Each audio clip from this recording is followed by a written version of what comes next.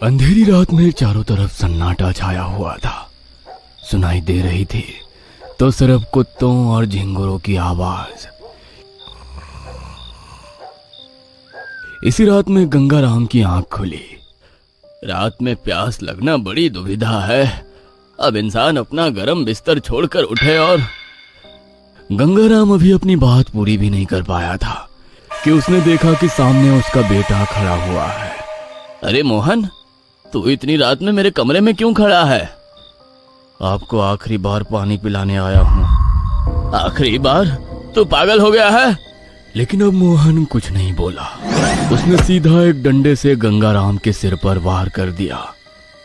गंगाराम चिल्लाकर बाहर की तरफ भागा। बचाओ बचाओ, मेरा बेटा मुझे मार डालेगा। गंगाराम अपने घर से बाहर आ चुका था। उसके चिल्लाने से कुछ लोग उठ गए थे, लेकिन तभी पीछे से मोहन भी आ गया और उसने डंडे के लगातार वार से गंगाराम को मार डाला और वापस घर में भाग गया। हे भगवान, मोहन ने अपने पिता को मार डाला। भीड़ लग गई। मोहन फिर से बाहर आया, लेकिन अब उसके हाव भाव बदले हुए थे। भीड़ ने उसे पकड़ लिया और फौरन पुलिस को बुलाया। मैंने अपने पिता को नहीं मारा, वो कोई और था, वो कोई और था। मैंने अपनी आंखों से देखा है तुम्हें अपने बाप का कत्ल करते हुए। इंस्पेक्टर साहब, इसे ले जाइए। मोहन को पुलिस पकड़कर ले गई, लेकिन उसकी चीखें अब भी लोगों के कानों में गूंज रही थी। मैंने अपने पिता को नहीं मारा, वो कोई और था। लोगों के मन में डर समा गया था। ये कैसा समय आ गया था जब बेटा बाप का गला काट रहा था और फिर कह रहा था कि उसने कुछ किया ही नहीं। इसी बीच गांव में एक नया लड़का आया, राजीव।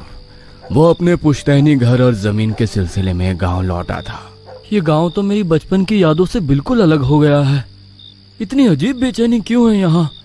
अरे राजीव, तू यहाँ कैसे? पंकज, अरे गांव में क्या कर रहा है भाई? आते ही देखा कि पुलिस मोहन को पकड़ कर ले जा रही थी।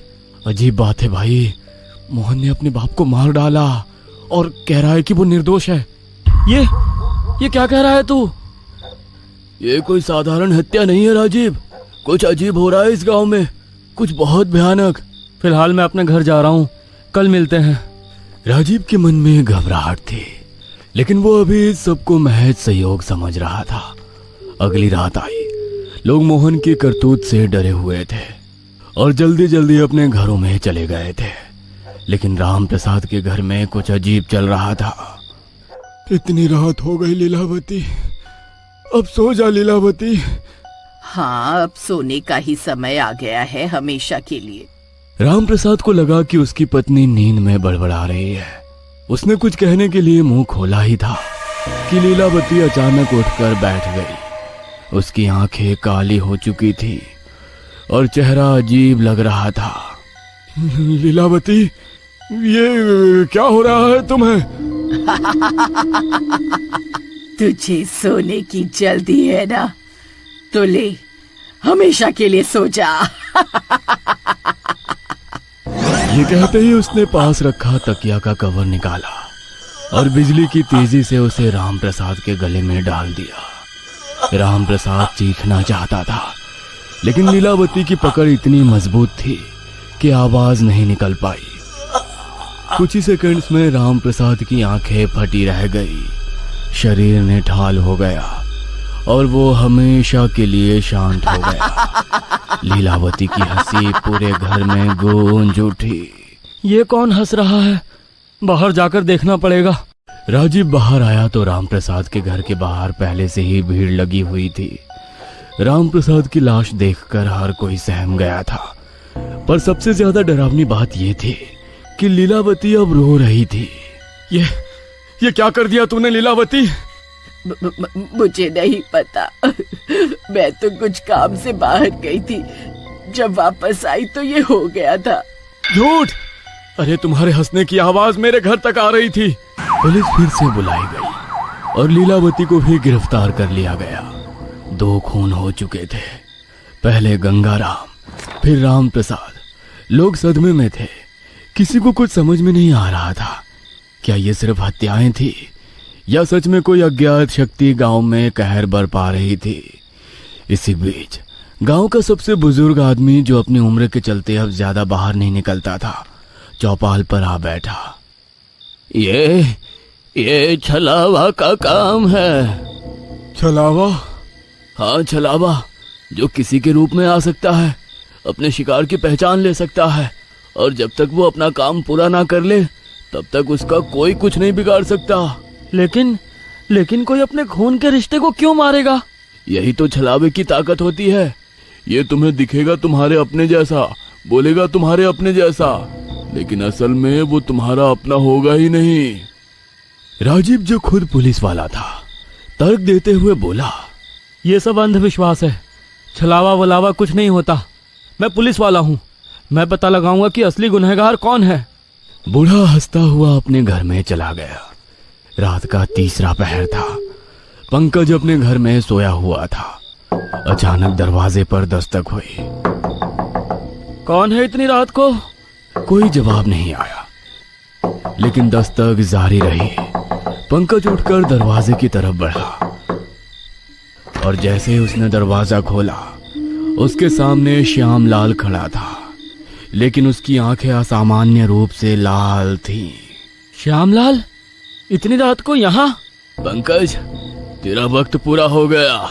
ये कहते ही उसने पास रखा लोहे का सरिया उठाया और झटके से पंकज के सिर पे दे मारा। पंकज की दर्द भरी चीख पूरे गांव में गूंज उठी। जब लोग दौड़ते हुए उसके घर पहुंचे, तब तक वो मर चुका था। गांव में फिर से दहशत छा गई। अब ये पूरी तरह साफ हो चुका था कि ये कोई सामान्य घटनाएं नहीं थी। इस गांव के लोगों को क्या हो गया है? मैंने कहा था ना, तब मेरी बात किसी ने नहीं सुनी। पंकज की मौत के बाद गांव में कोई भी बाहर निकलने की हिम्मत नहीं कर रहा था, लेकिन इस डर के बावजूद अगले ही रात एक और हत्या हो गई। प्रीतम अपने घर में आराम से चारपाई पर लेटा था। उसकी बेटी संगीता रसोई में कुछ काम कर रही थी। संगीता बेटा, जरा पानी ला दे, बड़ी प्यास लगी है। लेकिन संगीता कुछ नहीं बोली। उसने अचानक पास रखी रसोई की चाकू उठाई और सीधे प्रीतम की छाती में घोंप दी। अरे ये क्या कर रही है संगीता? अब कोई प्यासा नहीं रहेगा बाबा। प्रीतम की आंखें धीरे धीरे ठंडी पड़ गई और संगीता वहीं मुस्कुरा रही थी। जब गांव वालों को यह खबर मिली तो हर कोई कांप गया। अब किसी को कोई संदेह नहीं रहा कि गांव में वाकई छलावा आ चुका था। यह छलावा का ही काम है, पक्का। हे भगवान, ये इस गांव को किसकी नजर लग गई है? अब तक 4 हत्याएं हो चुकी थी। गंगाराम, राम प्रसाद, पंकज और प्रीतम। गांव वाले अब खुले में चलने से भी डरने लगे थे। कौन कब किसका रूप बदल ले और किसे मार डाले, कोई नहीं जानता था। इसी समय गांव में रहने वाले सबसे चतुर आदमी चंदन ने सबको इकट्ठा किया। मैंने कुछ नोटिस किया है। क्या? छलावा कभी एक पैटर्न में नहीं मारता, वो रैंडमली लोगों को मारता है। लेकिन यहाँ एक पैटर्न है। तो क्या मतलब? ध्यान से देखो, जिन जिन लोगों की हत्या हुई है, ये सब एक दूसरे से जुड़े थे। कैसे जुड़े थे? ये सब जमीन की खरीद फरोख्त में शामिल थे। और अगला नंबर मेरे पिता का है, क्योंकि वो इन्हीं के साथ थे। मेरी बारी? अगर ऐसा है तो मतलब छलावा तुम्हारा रूप लेकर आएगा। हाँ, हमें तैयार रहना होगा। गांव में अब हर कोई दहशत में था। रात हो चुकी थी, लेकिन इस बार चंदन के घर कोई नहीं आया। उसकी सांसें तेज चल रही थी। वो पूरी रात जागता रहा, पर कोई भी हमला नहीं हुआ।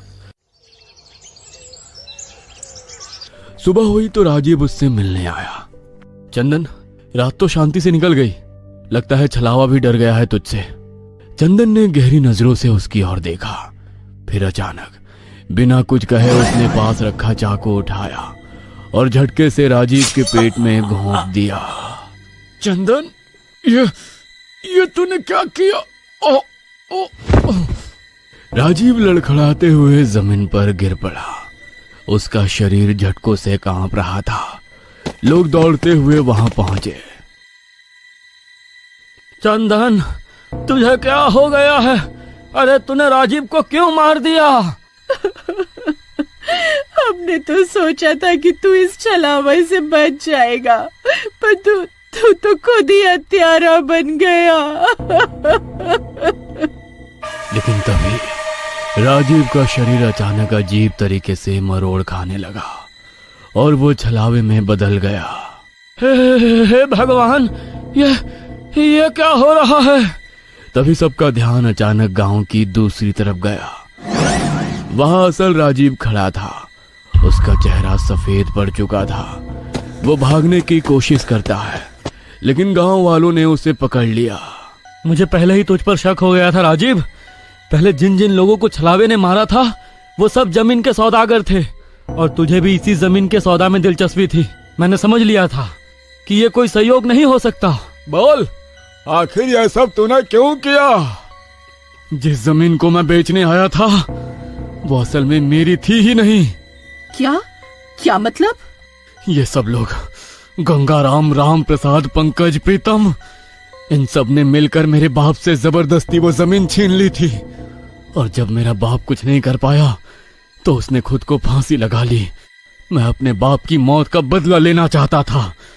तभी मुझे पता चला कि इस गांव के पास छलावे का वास है। तूने छलावे को वश में कर लिया? हाँ, मैं एक तांत्रिक से मिला जिसने मुझे छलावे को वश में करने का एक तरीका बताया। मैंने उसकी मदद ली और फिर छलावे को उन लोगों के खिलाफ इस्तेमाल किया जिन्होंने मेरे पिता को आत्महत्या करने के लिए मजबूर किया था। अब सब कुछ साफ हो चुका था। बहुत हो गया तेरा नाटक राजीव। अब तू सारी जिंदगी सलाखों के पीछे रहेगा। राजीव को पुलिस के हवाले कर दिया गया। जिन निर्दोष लोगों को जेल हुई थी उन्हें बचा लिया गया और गांव में पहली बार कई हफ्तों के बाद एक सुकून भरी रात आई।